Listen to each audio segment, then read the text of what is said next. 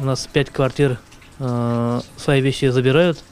Они уже переезжают на Сайдашева, 19А, новостройку. После обеда будут еще квартиры забирать свои вещи. Это зависит от того, какой темп будет всей этой работы, всего этого процесса.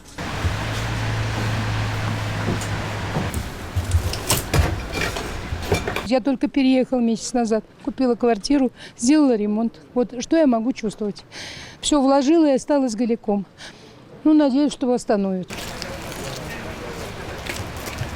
На сегодняшний день выделили 2 единицы техники по перевозке людей и 8 человек. Когда строительный взрыв был, то есть помогали своими силами, убрали мусор, лежащий здесь, помогали, значит, перевести, значит, определенный строительный материал. Благодарность людям за то, что оказали такую помощь. Обиды никакой, это моя жизнь, моя судьба.